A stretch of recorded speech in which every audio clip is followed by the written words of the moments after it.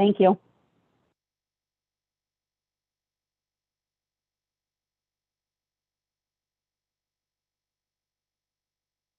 Okay, the October 26, 2022 Oregon State Lottery Commission meeting is now in session.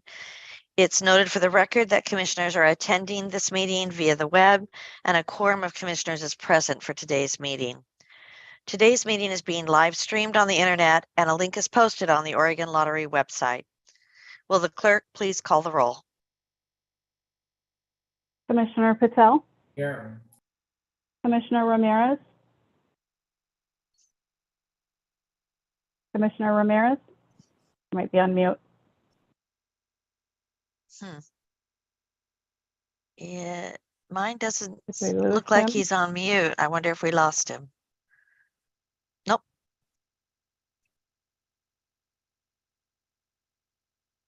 Commissioner Ramirez?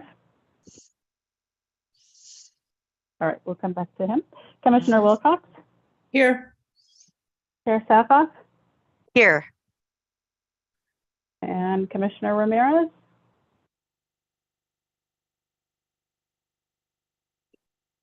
Well, for the record, it shows he's in the meeting. I'm wondering if he's just having audio issues. Could be. I can add, Yeah. I'll ask him to send me a chat and I'll let you know. Okay, Or would he you can speak in. go forward? Yes, please. Okay. Members of the public have the opportunity to provide written public comments to the commission for this meeting. Can the clerk please confirm that no public comment was received? Correct. We did not receive any public comment. And would you also inform the commission of who else is in the meeting? Certainly. We have Jess Roberts, Janelle Simmons, Kathy Ortega, Kathy Stromberg, Carrie Hemphill, Chris Scarrow, Matt Shelby, Mike Wells, Nate Carter, Sar Richards, Ty Calandrello, and Tina Erickson. Okay. Lisa, have you heard from Commissioner Ramirez? I still show No, I him have- as being in the meeting, but on mute now. I have not. Can you hear me now? Shoot. Yes, thank you. Yeah, the Thank you. headset seemed to have died out here, so had to switch. That's all right. Thank you so much. For the record, Commissioner Ramirez is with us, audio and all. Let's move to Commissioner Communications. If anyone on the commission has anything they would like to comment on or say, now would be the time.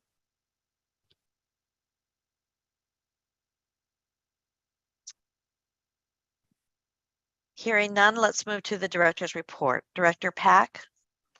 Thank you, Madam Chair. Commissioners, good afternoon. I'll start with a little bit of lottery news.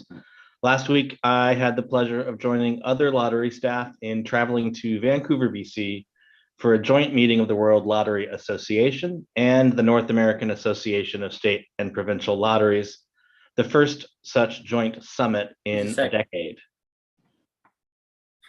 Leading the journey, inspiring the future was this year's theme. As an industry, it's great to see lotteries. Somebody needs to go on mute. Yeah, I have a presentation I have to do. I'm gonna get my headphone. Hey, John, there we go. All right. Let's see, where was I? Leading the journey, inspiring the future was this year's theme. And as an industry, it's great to see lotteries across the globe lean into the good works they fund as a competitive advantage over other forms of gambling. Additionally, while lotteries differ greatly in their digital offerings from none to full online casinos, all lotteries are witnessing the tectonic shift in player demand for digital convenience. We also explored other emerging trends in consumer expectation, including the importance of sustainability and diversity, equity, and inclusion. I was fortunate to join other lottery leaders in a panel discussion highlighting how DEIB efforts can actually drive positive business outcomes.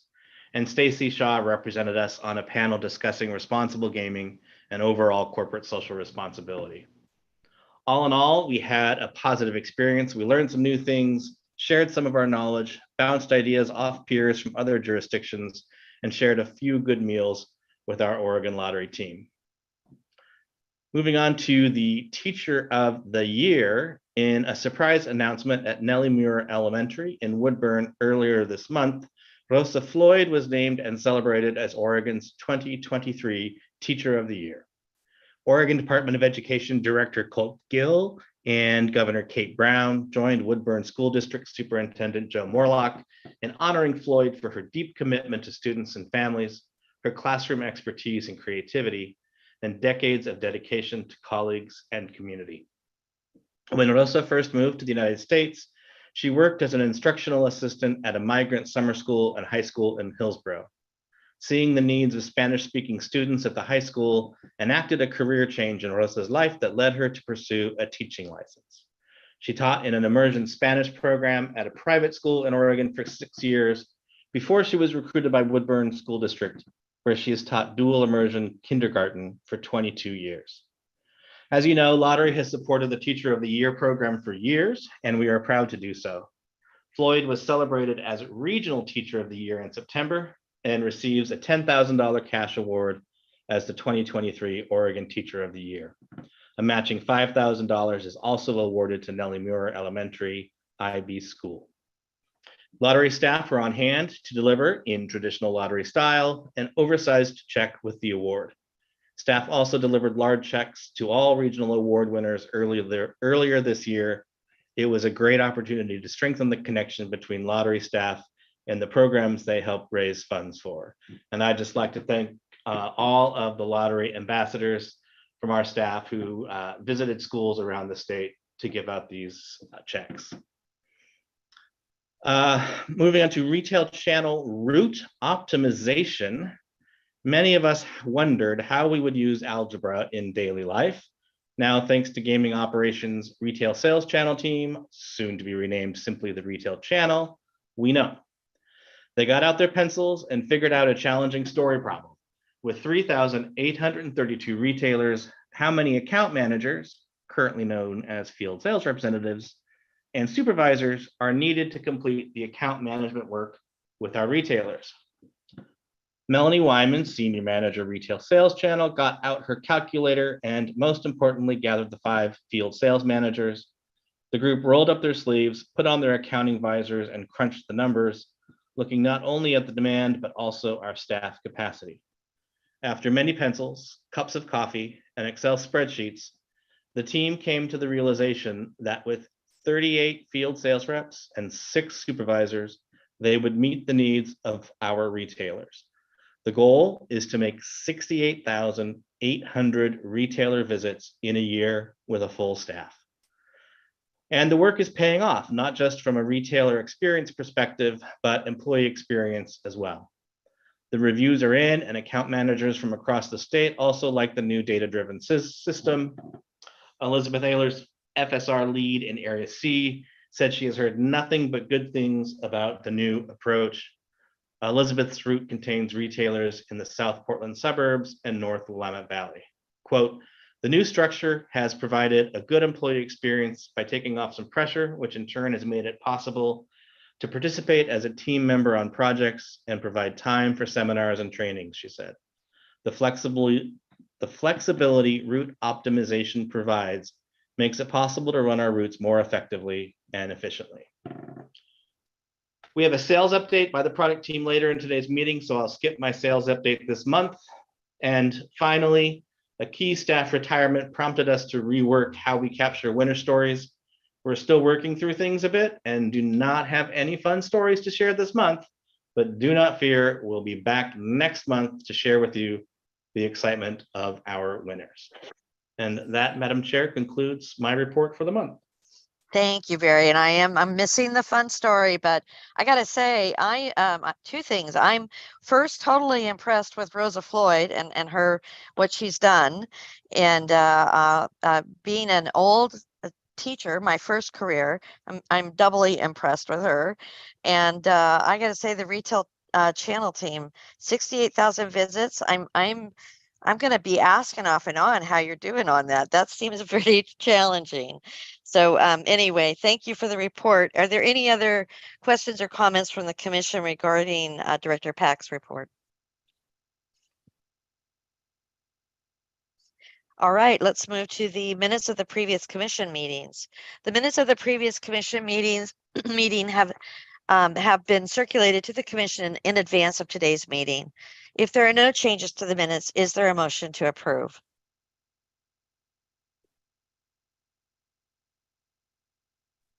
I move that the minutes of the Oregon State Lottery Commission meeting held on September 23rd, 2022 be approved as final as presented today.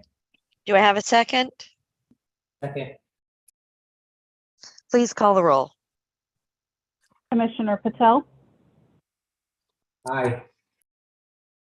Commissioner Ramirez, Aye. Commissioner Wilcox, Aye. Chair Safa, Aye. And the motion has passed. Thank you, everybody. I know that Kathy Ortega is on. Let's move to the financial report. Yes, good afternoon, Chair Southhoff, Commissioners, Director Pack. For the record, my name is Kathy Ortega, Chief Financial Officer for the Oregon Lottery. And we're going to briefly go over the financial report for September 2022. For the month of September, we had net revenue of $113.8 million on a budget of $109.6, $4.2 million favorable. Commissions, we have a slight negative variance, partly due to positive revenue, but also the way our commission structures work throughout the year. We run a little negative in the beginning of the year and it corrects itself later in the year as the rates catch up with the revenue tiers. Game vendor charges is a timing difference, which you will see on the year to date. We're definitely in positive territory. On the line of salaries, benefits, and wages, I reported last month that there was some unusual fluctuations, variance on that line, and that I would be digging into it and getting back to you. And I have an answer on that. This month, we have some correcting entries, and it's to get the month and the year to date in alignment. What happened? There were actually two things that happened. The first 2 months of the year, we book compensated absences, which is an obligation that we have to pay accrued vacations to our workforce should they depart. The report that we have been using the same report for a while, but when we flipped the fiscal year, there was a programming error in the report and we were booking incorrect data for the first 2 months of the year. In the current month, we had to reverse all of that and book the correct information, which is now getting the month and the year to date in alignment with accurate data. The other thing is we had, in the month of September, we had made an accrual for our bonus that was paid out from the prior fiscal year. And our accrual was high. We estimated on the high side. And when the bonuses actually got paid out, the accrual had to be reversed and there was less of an expense there. All of that resulted in what you're seeing here and what you'll see on the year to date, which is getting our year to date amounts in alignment. And what you see going forward should more accurately reflect current month activity. So there's correcting entries in there for this month. We have net profit of 67.6 on a budget of 64.5, almost 3.1 million favorable. And on a year-to-date basis, we have 345.5 million. Was there a question? Yeah, I'm sorry to interrupt you, Kathy. I just wanted to, obviously on the year to date, we're ahead of last year, but I note that there's an actual, our revenue for the month of September is down about 8 million. We expected that. It looks like we're ahead year to date, but down on the month, and that plus the corrections that you talked about kind of accounts for the 10 million variable. Yes. Okay. Yes, ma'am. Okay. Also, just as a reminder, we are down from last year, but we were enjoying some of the benefits, if there were benefits from the pandemic, where not everything was open for people to have entertainment options. And so our revenue was a bit higher last year than we're experiencing now, although we're still on a positive trend. So we're seeing that come across in everything against year in forecast in all of our revenue views that we take right now. But you're right, it is the combination of those two things. All right, but that's thank you. That's helpful. I was trying to figure out why would the revenue be down, but Yeah, that's very and helpful. we're still Thanks. having a little bit of pandemic whiplash. Yeah. So, Yeah. All um, right. The year to date, I can't remember if I said this or not, 345.5 on a budget of 337.6, 7.9 favorable. Same explanation holds true for commissions and salaries, benefits, and wages, yielding a net profit of 212.2 million on a budget of 184.5, 27.6 million favorable. I have the schedule of services and supplies for the current month and the year to date. Nothing substantial to report there, but the detail is there for your review. And I also have the balance sheet for your review today as of the end of September. And with that, if there are any other questions, I would love to try to address them for you.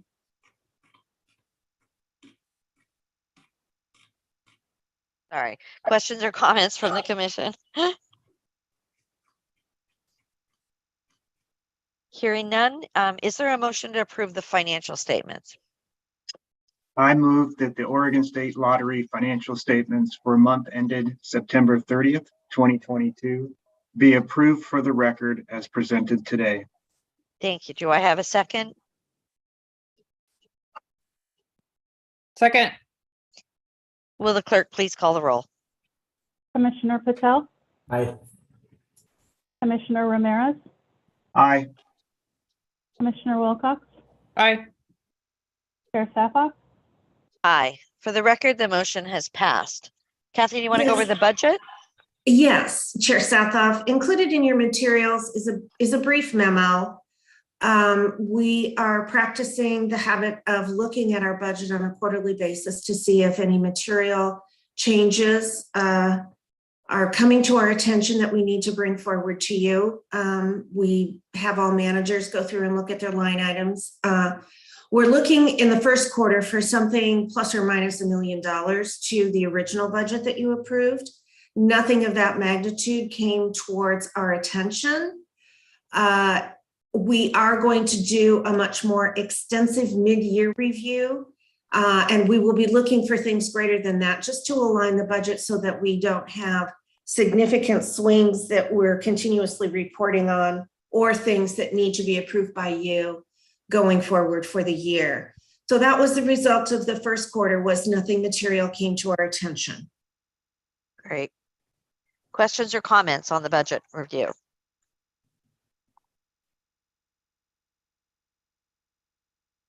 Hearing none, let's move to the major procurement and Kathy Stromberg.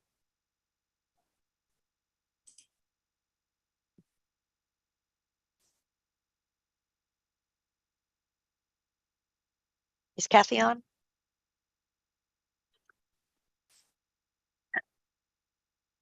Kathy, are you on mute?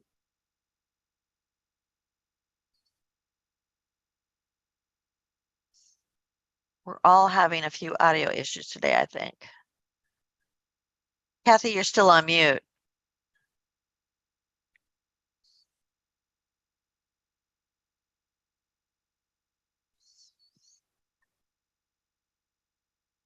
Barry, do you want to have someone else do this, or should we go back to this on the agenda item?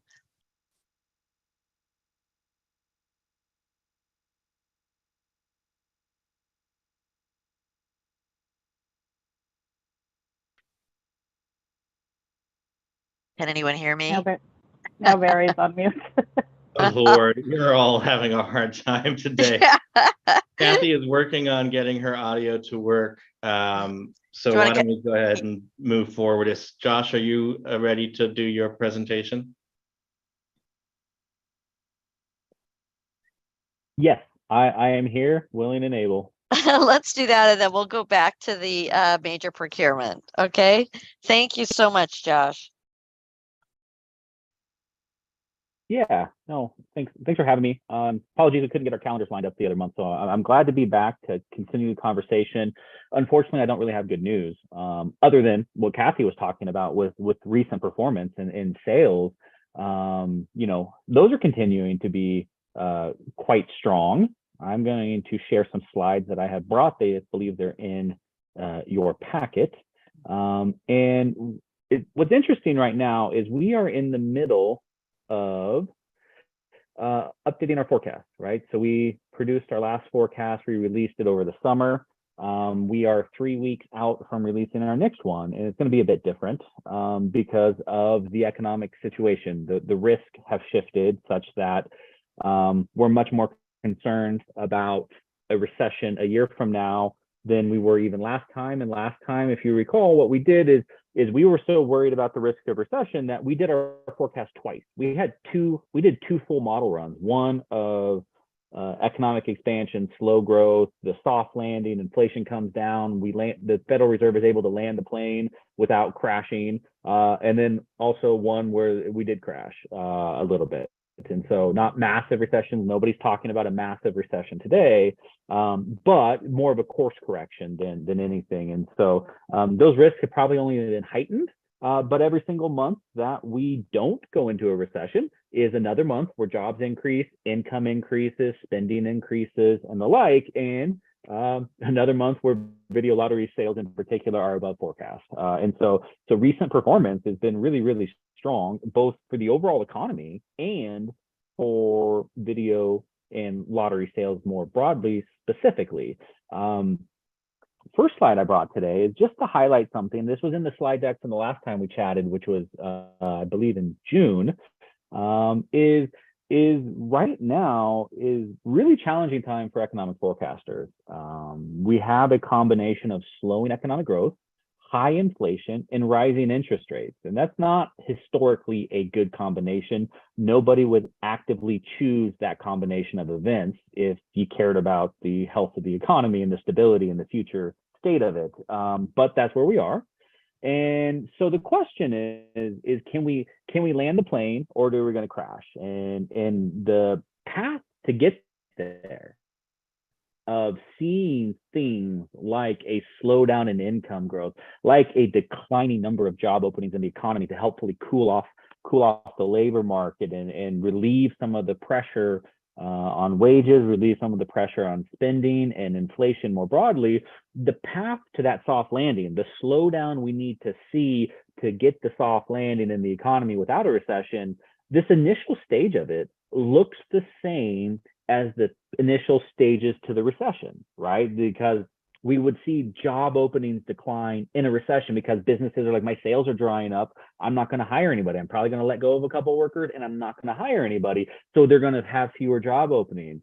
That's also going to happen on the way towards a recession. We're also going to see inflation subside in a recession because people won't have money and they won't spend it, and so then inflation will come down that way as well. So like this initial stages, which we still are in now, looks kind of the same in leading to the good state or to the bad state. And so that is something to keep in mind, both with our forecast we did before where we said 50-50, or there's, whatever 60-40 probability of it, and what we're going to come out with a few weeks, which we're going to change our forecast regarding that, which it'll be out in a few weeks. Like it's just the contours of the economy are broadly the same. It's just some of those relative risks and some of those different changes that we're seeing are certainly a little bit more different, or maybe more heightened. The big thing here from a health of the economy perspective, from a lottery sales perspective, is household finances are still really strong, but to that extent, we're starting to see the contours of household finances shift a little bit, where we're going from this like exceptionally strong period overall, right? Not every single household. We definitely have struggling neighbors and families and friends, but overall, household finances have been exceptionally strong during the pandemic. we're seeing that slow down and we're starting to move back towards normal. And the question is, again, do we see this transition in household finances and spending transition to normal, or does it transition and deteriorate even further than that? And what do I mean by that? Well, current income you see here in the chart is noticeably above our pre-pandemic expectations, our pre-pandemic forecast. It's up, tens of billions of dollars cumulatively in the state of Oregon. That means our household ability to spend money is tens of billions higher than previously anticipated. That's starting to slow. Income growth starting to slow. Wage growth is starting to slow just a little bit. So that's going to ratchet back our ability to spend and our ability to pay higher prices just a little bit. Our household savings is starting to get whittled down a little bit, right? We built up a lot of savings in aggregate at the start of the pandemic. We got recovery rebates, we got enhanced unemployment insurance benefits. Those boosted our income. At the same time, we sheltered in place and didn't spend quite as much money for at least certainly those initial couple of months of the pandemic. And so we built up all the savings and then it just kind of sat there for a year and a half. And now it's starting to be spent down a little bit, mostly because of the higher prices. We're still buying the same quantities and volumes of goods as you would think we would as Americans, but we're paying higher prices for that. So it's taking more money out of our savings and checkings accounts a little bit. So we still have a larger excess savings environment than we thought we would have had in 2019, but it started to shift back down towards normal, not normal, but towards normal. And so we've seen that shift a little bit as well. So again, we're seeing these things change. It's like, oh my gosh, excess savings, if savings are starting to slow, right? That sort of thing. Like that doesn't sound good. Income growth is slowing. That doesn't sound good. But in the macro environment we find ourselves in, we need to see that happen for the soft landing. And if it happens a little too quickly or a little too much, then we probably tip into recession a little bit. But again, we're talking about relatively small changes, both in the good state and in the bad state of the outlook. Nobody's talking about a massive recession like we become accustomed to in 2001 or in 2007 or the pandemic related shutdowns in 2020. Like none of those types of scenarios are currently being discussed. We're talking about something more mild from a historical perspective, even possibly more mild than 1990, depending upon how you want to frame any potential recession next year or the year after. And again, the big issue from the economic perspective is inflation. The hard part here is that we haven't seen inflation slow at all. And the underlying currents of inflation, in fact, have worsened in the last year. Headline inflation, total inflation, it's running around 8%. Nationally and on the West Coast, and it's holding steady, but the underlying currents of what's driving that 8% have shifted. It's less about supply chain disruptions today. It's less about the oil shock after Russia's invasion of Ukraine. Those things are starting to subside, or at least peter out, not necessarily outright price decline. We're getting a little bit of that with like used car prices and housing costs are going to start coming down in a high interest rate environment and things like that.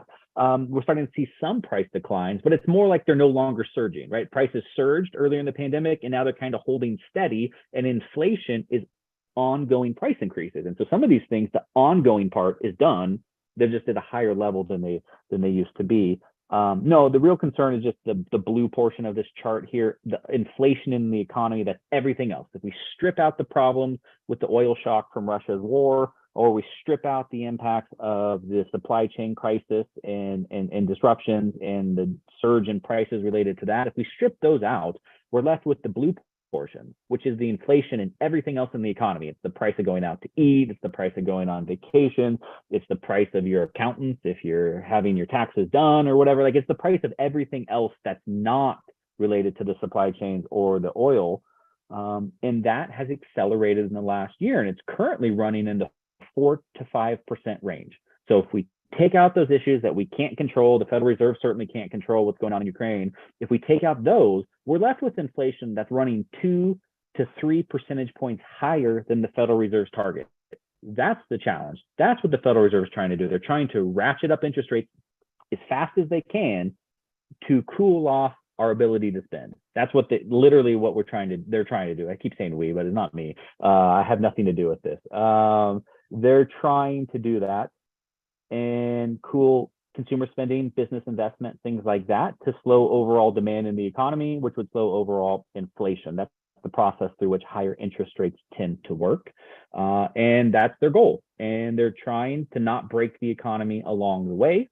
And so far, so good, but those risks are very real for next year or the year after, where the storm clouds have clearly gathered. It's not yet raining economically necessarily. It's certainly raining in real life, helping to put out some of the fires and renew the crops and all that sort of stuff. But economically, it is not raining yet, but those storm clouds are certainly on the horizon and very, very ominous moving forward, because we've gone from a 0% interest rate environment to a 3% interest rate environment on the Fed funds rate today to a 5% Fed fund rate here in the next handful of months. So we're going to go from zero interest rates to 5% interest rates from the Fed fund rate in the course of about 12 months, in the course of 1 year, which is the fastest, largest, most unprecedented increase we've seen. And so we've gone from pedal all the way to the metal, trying to stimulate the economy, sustain growth throughout the pandemic, to slamming on the brakes as hard as we can.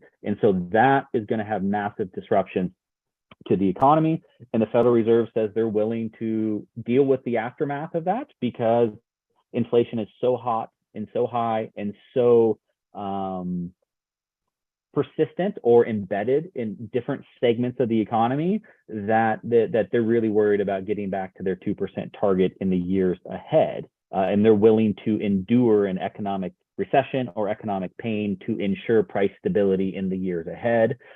And again, it'll be a multi-year process, even under the best of circumstances, and not sure that now is the best of circumstances. Couple last slides. One just on that overall consumer spending. I'm not sure if I showed this over the summer or not. This is just total US spending, right? Just to give a picture of how households are doing, how they're holding up in this really higher interest rate environment and high inflation environment. Chart on the left is just total spending, how much we're spending every single month as consumers. You can see it's high, it's rising, it's on a faster trajectory than we were pre-pandemic. We're spending a lot of money, costing a lot more for all the goods and services that we buy. The chart on the right is doing the same sort of spending, but adjusted for inflation, adjusted for the different categories of inflation. So how much are you paying at the pump? How much are you paying for food? How much are you paying for your accounting services and your clothing, all that sort of stuff? Adjusted for that, you can see we're basically right on trajectory, right? So we're buying the quantities that you would expect the US economy would consume today. It's just we're paying a lot more for them. And with that strong income, that strong household financial situation, we have the ability, and so far showing the willingness to pay those higher prices, which then is continuing to keep inflation high, because we're not balking at the prices, or at least not yet. And one place where the strength continues, really nationwide, but particularly in the West and in the Midwest a little bit, would be on gaming, right? Gaming sales are continuing to be quite strong. They're down a little bit relative to last year, just a hair, from those kind of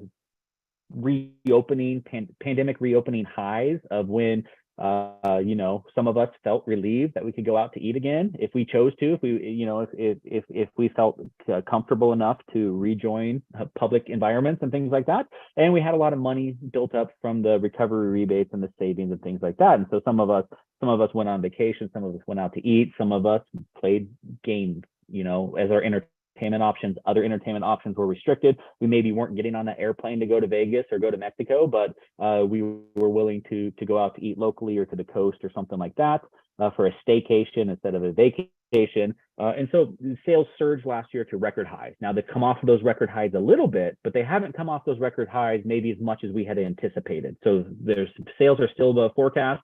You can see the chart on the right that Oregon video lottery sales, at least relative to slot, mostly casino revenues across the handful of markets, the dozen or so markets that our office tracks on a monthly basis, we're certainly above the US average, and we're certainly in the top handful of states relative to recent performance. And so the strength isn't just a local thing. It's not just an Oregonian thing. It is an economy-wide thing where Americans have chosen to gain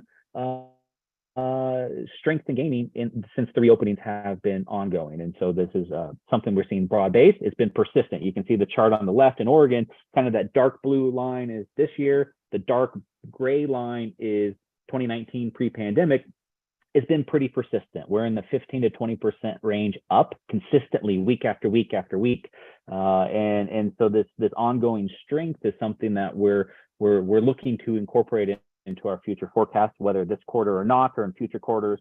We have some upcoming work where we're partnering with Lottery, the agency, to update some of our modeling and look at this from a demographic perspective as well, to really include some of this strength. To what extent do we think this strength is permanent? And now that we're 2.5 years into the pandemic, we're a year after, a year and a half after the reopenings, a year after, vaccines and all that sort of stuff, it certainly seems to be more permanent, more persistent than again we were anticipating initially when we saw those record sales a year ago. So we want to make sure we include some of that strength in our future forecast as well, to the extent that we think that is permanent. Could I stop for one moment and ask a question related to this? Please. Presumably, and I think that's why you're saying you need to do some thinking about this and maybe do some changes in our modeling.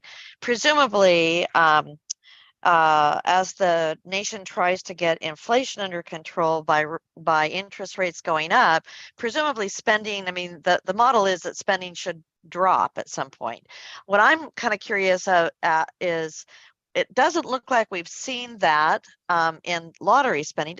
You would assume that when spending drops, discretionary dollars and spending of those drops, that's where you would assume you would see, I think, the lottery revenues dropping. It doesn't look like we're seeing that. And I guess I'm trying to figure out, are we going to be looking at the why behind that? Because that obviously has some impact on lottery and moving forward and what we forecast and what we do. And I don't know, Josh, if that's a question for you or one that lottery needs to handle. I don't. No, Chair Tatoff, you're right. Like, these are the big questions. And the question was, with the really high inflation, and coupled with that, with the $5-6 gallon gas at the pump, is how much would that eat into the discretionary spending just, since the spring, right? So the spring and the summer period, how much would that eat into our discretionary spending? And the answer was it didn't at all, hardly at all, which was surprising. And I think that's where we started to see some of that savings taper off a little bit at the household level. We had that cushion and we just spent the cushion down a little bit. It's not gone, it's still there. It's just smaller than it was 9 months ago. So I think that's a key consideration here too, so that the discretionary stuff hasn't been hit. And then another thing I know we talked about probably last year, we put it in our forecast documents for a couple rounds, I don't think it's in there anymore, is if we went back and we looked at the 1970s, the last time we had kind of sustained inflation, and of course, we're not anywhere close to the 1970s yet. We're really only like at a year and a half of high inflation right now. We'll see if we get a decade of it or not.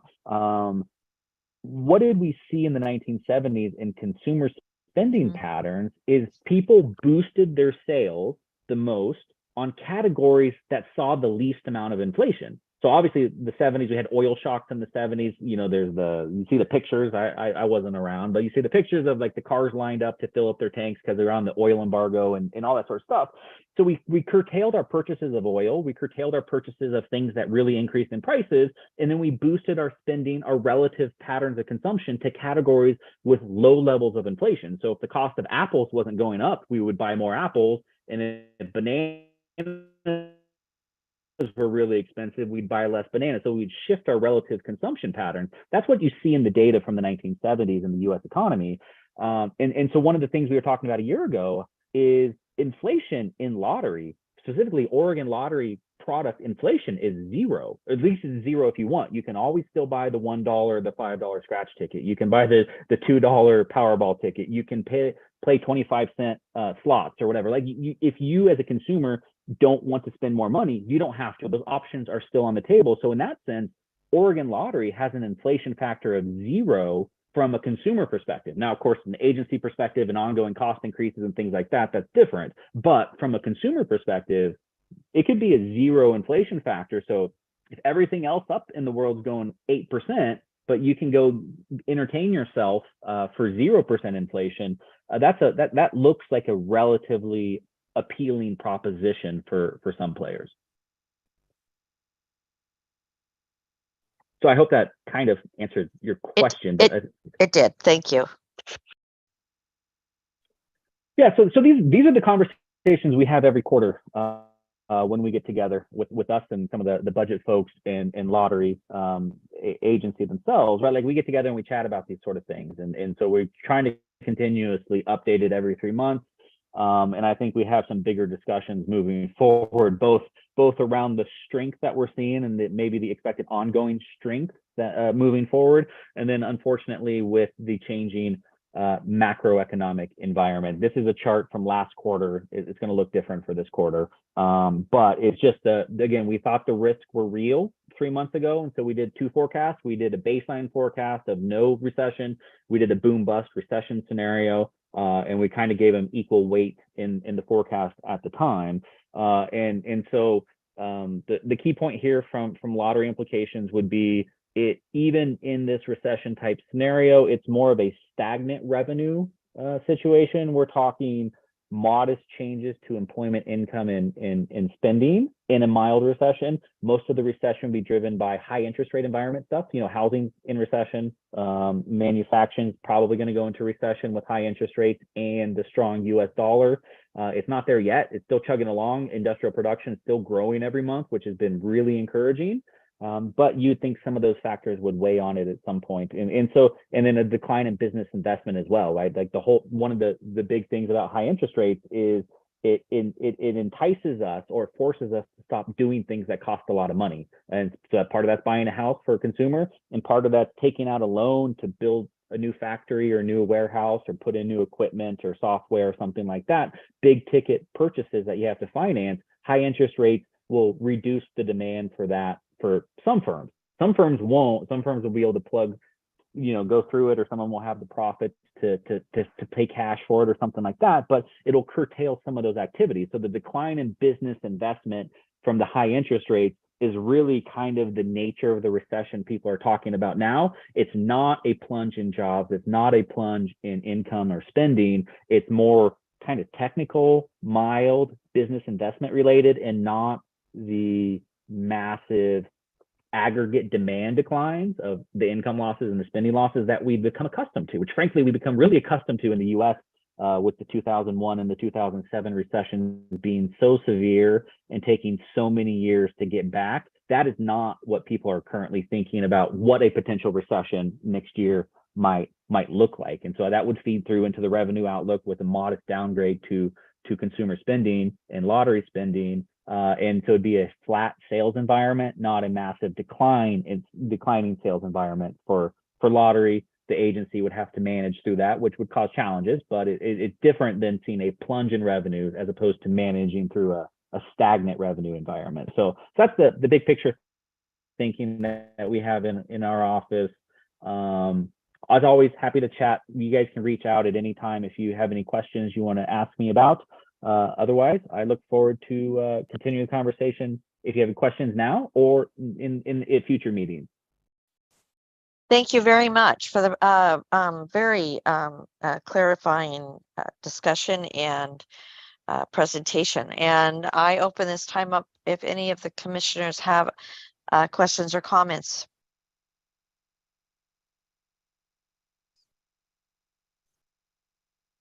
Hearing none, I might check and see whether or not if Kathy's got her audio back, and should we move back to the major procurement or move ahead with the rulemaking information? Can you hear me? I can hear you. Yay. Thanks. Thank you, Josh. Thank you so much. Go ahead, Carrot. Go ahead, Kathy. Okay, thank you.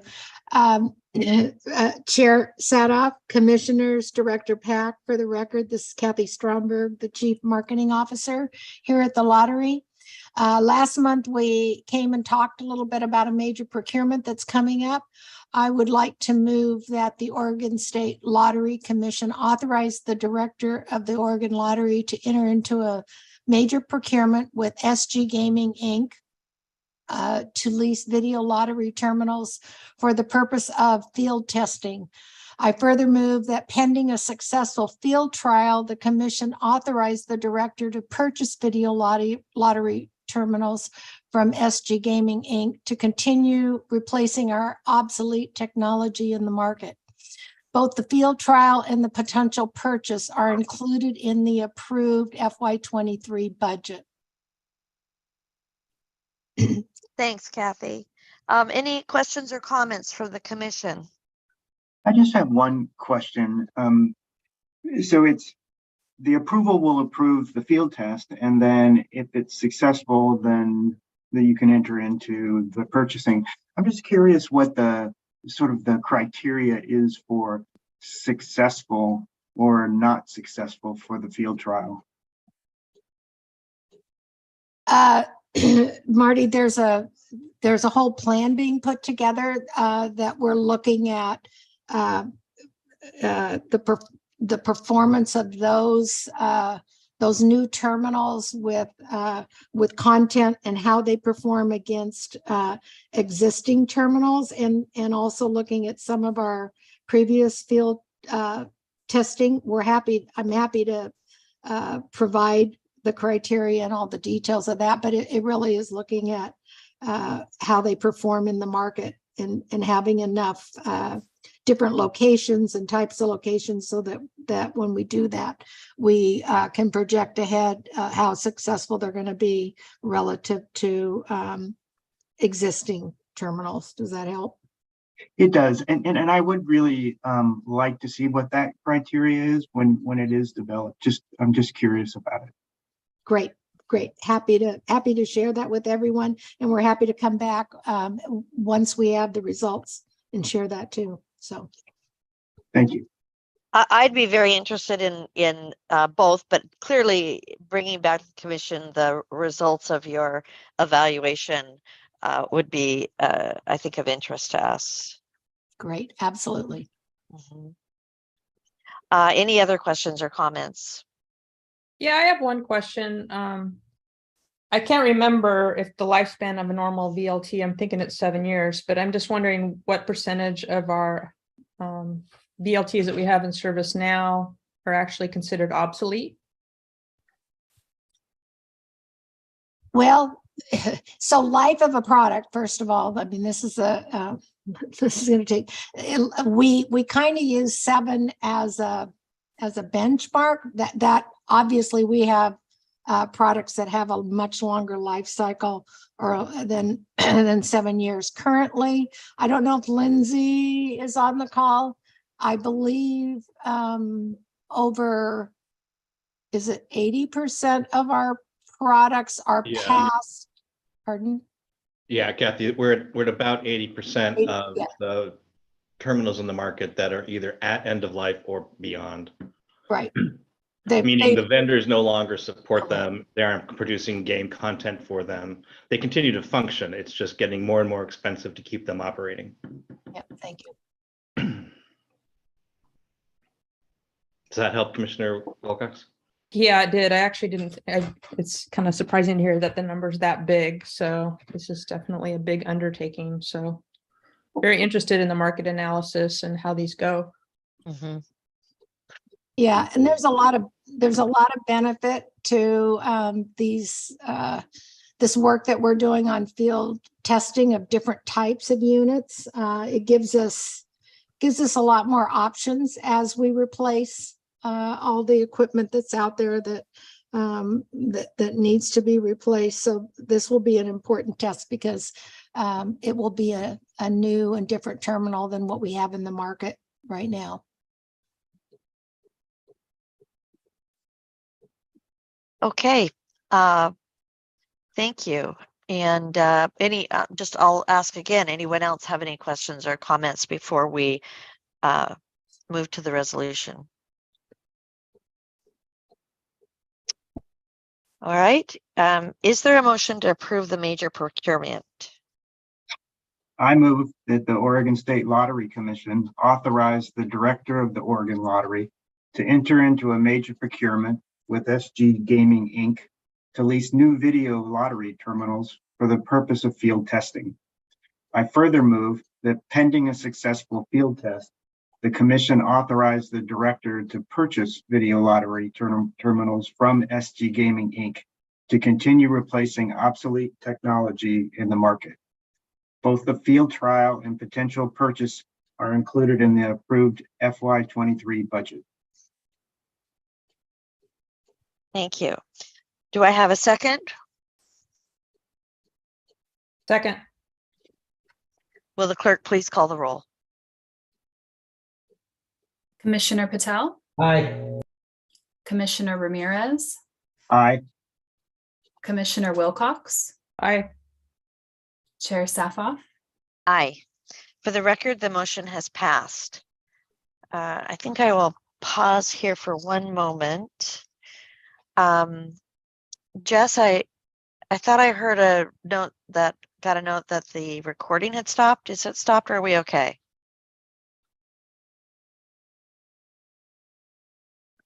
Let me see here, just a moment.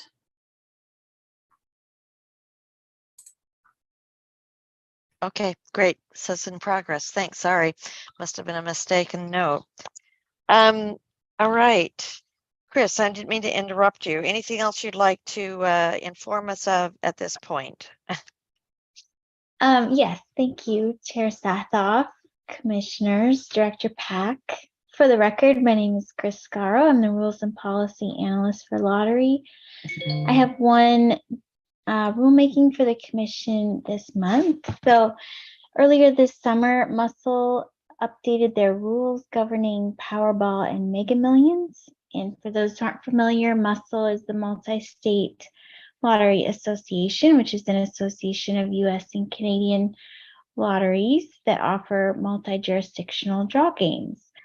We did review the Muscle changes and most are not applicable to us. However, we do recommend aligning with a couple of the changes just to make it easier to compare our rules to Muscle's rules in the future. The changes are mostly definitional and they are consistent with current practice. So we don't expect any impact to players or retailers. The changes are in the meeting materials for those who are interested. And I will plan to complete the rulemaking process and request public comment and report back to you after that. So happy to answer questions if you have them. Otherwise, that's all I have this month on rules. All right, Chris, Commission, any questions or comments?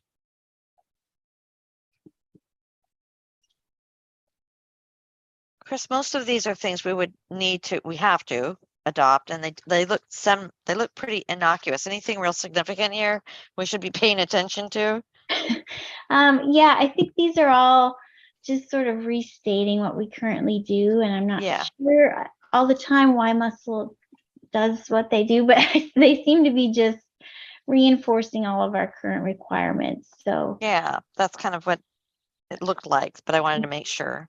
Yeah, Madam Chair, I might weigh in as a board member of Muscle.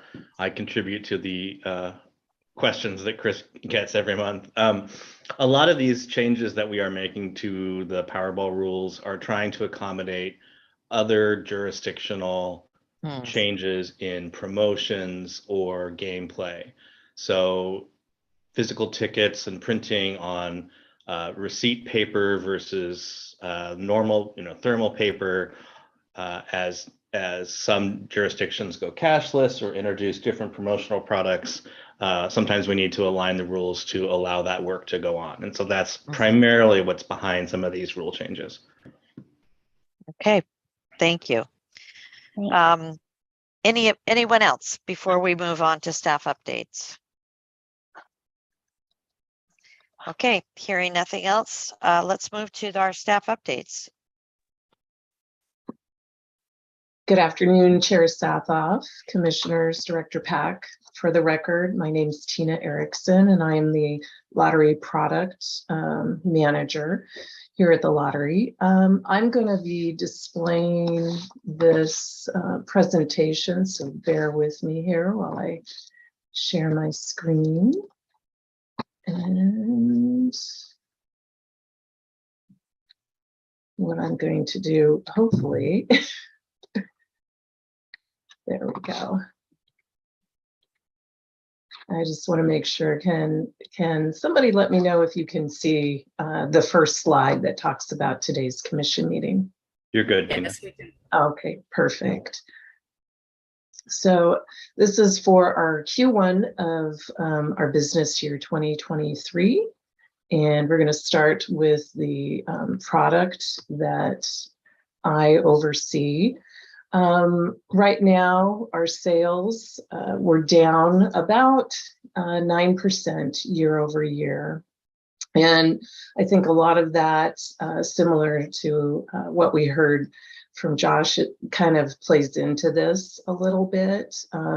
We do see play is probably shifting back more towards the VLT, and we're coming a little more in line on our Scratch It sales pre-COVID. The one thing that I did want to highlight, though, is our ticket, average ticket purchase price is actually surpassed the $4 mark, which we've never done. So it is kind of interesting to see some of our sales down this last quarter, but our price point or our average price is higher. And I think that has a lot to do with the higher price points. We see that our best selling price point is the 10, and that makes up over 26% of our sales. And then it's followed by our $5 and our $20. So it's kind of interesting that the 1 and 2s, and that is, again, I think I've mentioned previously, nationwide, other jurisdictions are experiencing that same lack of interest, possibly from the customer, where they are more interested in those higher price point games, and the 1 and 2s tend to lag.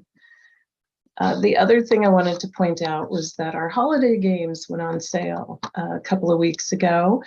And I know, it's never too early to talk about the holidays. And so right now, our sales for this, we're down just a little bit compared to last year. We're down about $56,000. We are seeing, the 5 and this 5 game set is leading that $5 price point. And then we've got, our 10 and our 20 coming in strong as well. Some interesting information, just some, fun facts is for the first 2 weeks, we had about 77% of our retailers actually selling the holiday games. And that really is due in part, again, every year we put in a KPI, a key performance indicator with activations, and our sales team really plays a key role in getting these activated and selling. And when I looked this morning, just even selling or activating, we have customers that we've paid just under $1 million in prizes already for these games. And our second chance entries for those who weren't winning actually are starting to get some entries, and we have just under 70,000. So performing pretty well for holiday, which I'm happy to say is a good thing. So are there any questions? All right. So moving along, Keno, is again another game that we are seeing a shift in sales just a little bit. And it's because we had some really high jackpots that were happening. And we know Keno has a rolling jackpot. We know our customers really go for those kinds of games. And so this one in particular is proving that out. Any questions? Finally, our jackpot games. Again, another one, these 3 are really driven by high jackpots, and we are seeing that $1.2 billion Mega Millions jackpot really infused some high sales for us. And in fact, you'll see my note that It was up 40.6% from the prior quarter. So very strong. And, you know, we've got Powerball right now. It's at 700 million. So for tonight's draw. And we've got Megabucks is also moving along as well. So again, these games driven by jackpots. So that's why performance is up. So once they get hit, then, you know, sales will kind of come back down to normal baseline. Any questions? All right. Well, I'm going to turn it over to SAR. He's up next. Thank you. Well, good afternoon, Chair Sathoff, Commissioners, Director Pack. For the record, my name is SAR Richards. I'm the manager for video gaming products here at the lottery, and it's my pleasure to provide the video quarterly update. I think we touched on it a bit through Kathy and Josh's presentations. We're down a little bit to last year's performance numbers post-pandemic, but we're up against the forecast. And for us, we see a couple of things that contribute to that. We have still been replacing those obsolete terminals that were mentioned earlier. And that also takes out a lower performing game set. So like on the V32, and replaces it with a strong game set, which will raise the overall revenue of the product. And secondly, we're doing a lot of game launches. We've done a game launch every month in the previous quarter, and we're continuing that through this quarter. And I think everybody knows that content really is the driver for a video product, and is helping us sustain these levels through even the economic, I guess, turmoil we're facing right now. And lastly, over here on the side, you'll see some numbers, prize payout, which we refer to as RTP, or return to player. And the return to player is actually doing very well.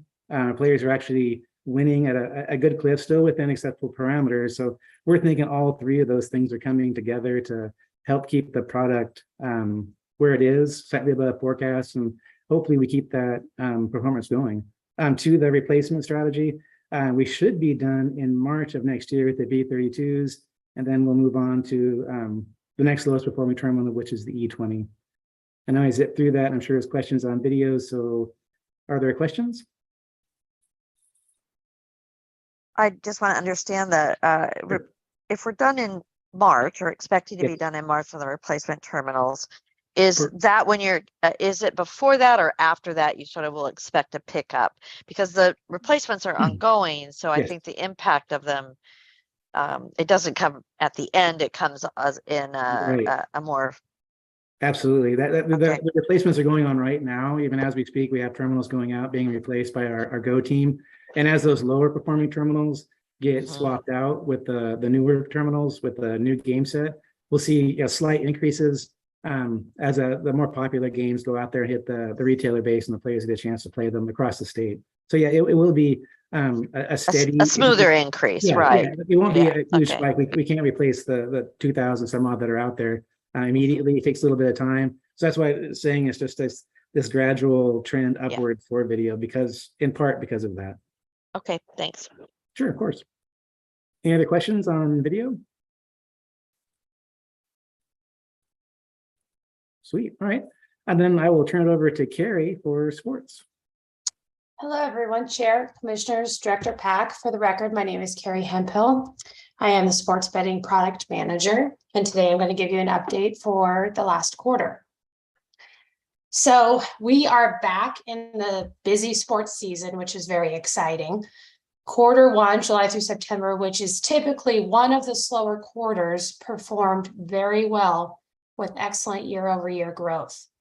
This trend of growth has been consistent throughout this year since the migration from Scoreboard to DraftKings.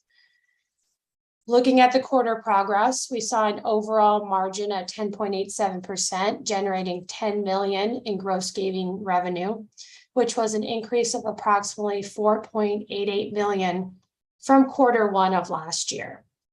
We had $91.7 million wagered within the quarter on the sports product, and the platform continued to work flawlessly. The improved functionality, expanded betting menus, and the promotions all contributed to keeping players engaged during this traditionally slow period for sports betting. New player registrations remained at a good pace over the quarter, with quarter one showing a 142% increase over last year.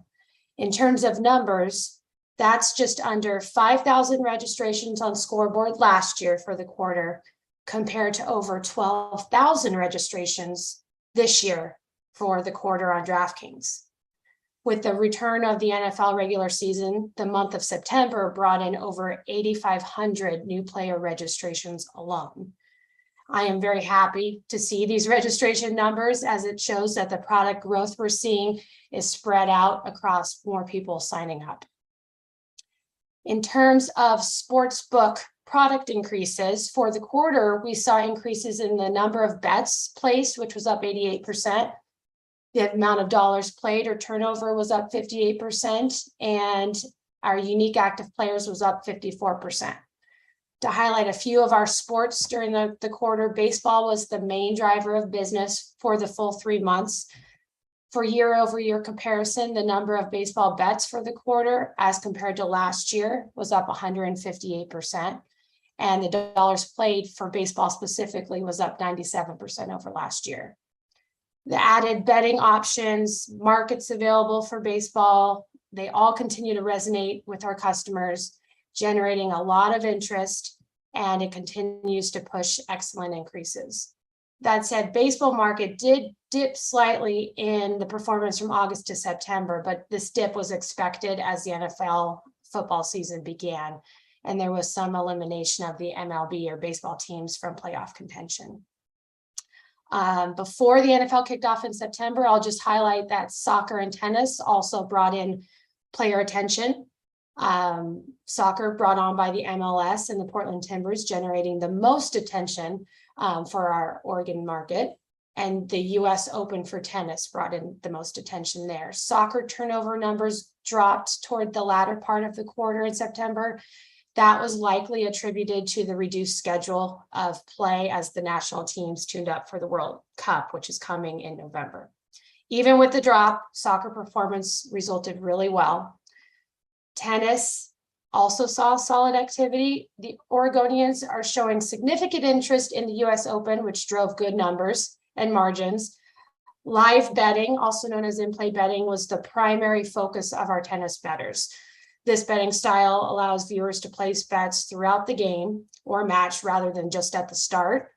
And live betting accounted for over 87% of the total tennis dollars wagered in September. So our players really like that. And then to get to the nitty-gritty of the quarter, which is NFL, the NFL season kicked off with preseason in August.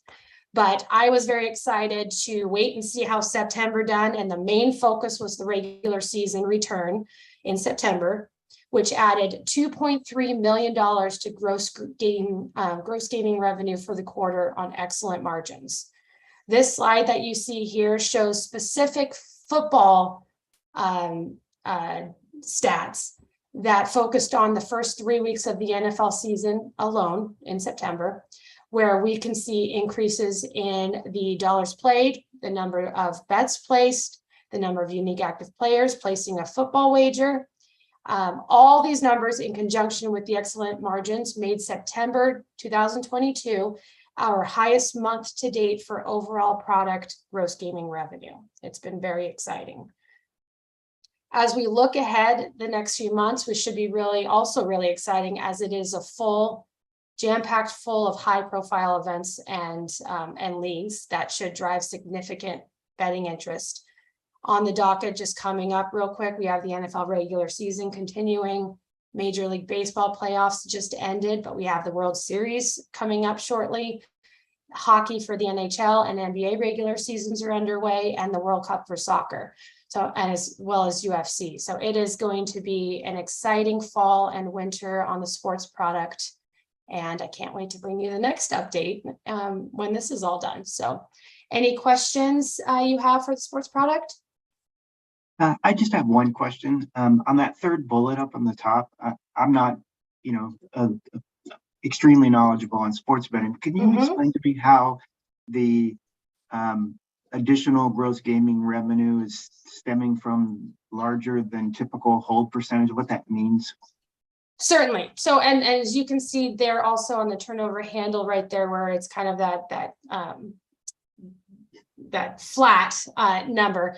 So the reason for the difference in the forecast to actual is that the forecast, it's due to the hold percent. So being higher than we expected in the forecast for the quarter. So the forecast assumes a long-term average hold percent. I think it's 8 or 9%. I'd have to confirm what our forecast is. But anytime the actuals are different, like here, it's most likely due to the hold percent or the GGR for the quarter being off. So notably, the first weeks of the NFL had crazy hold percents. I think we were around 20% for the first 2 weeks of NFL wagering, and even baseball was high on that. So what do you mean by hold percent? I think is one of the questions. What do you mean by hold? Yeah, it was a little bit more basic. I don't know what a hold percentage is. Yeah. So the dollars played versus what we are keeping, and the percentage of that. And so we're forecasting that we would keep about, if I have the right percentage, it's around 8 or 9% for the forecast of the dollars played. But for the beginning of September, the what we actually kept was way higher than what we expected. And that brings on the higher gross gaming revenue. All right, thank you. That helps a lot. And the reasoning for holding more is the players just didn't win for the most part. So, and within the product, and I will say on that note about the players win, the hot start of the NFL season with low scoring games and the unpredictability that we had likely drove those high margins. And although this trend is most likely to balance out over the course of the season, obviously, we're very happy with the results thus far. We're not always going to have that, but we just had a really good run of doing well as a product. Well, I agree. The increase in registrations is critical and a really good metric. So appreciate that. Madam Chair, if I may. Yeah. I just would remind the commissioners and for Commissioner Ramirez, who was not here when we started sports, that sports betting is a pretty volatile market, and one unexpected upset could wipe away that increase in the margin that we saw from that first quarter. So one Super Bowl going crazy can wipe out any gains that we had in the course of the year. So as Carrie says, this will probably smooth itself out over the year, but for the moment, we can be happy with the positive volatility as opposed to the negative volatility. It's a feel good right now. Yeah, it's a long-term journey rather than a destination here. Any other questions or comments? Or I should say, questions or comments for any of the team providing staff updates?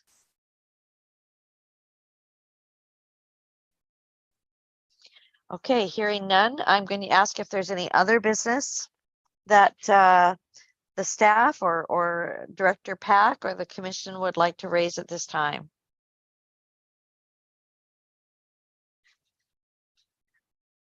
With that, this concludes today's meeting of the Oregon State Lottery Commission. The next meeting is scheduled on November 18, and I want to thank you all for attending. The meeting is adjourned. Thanks, everyone. Thanks. Thank you. Bye-bye. Bye.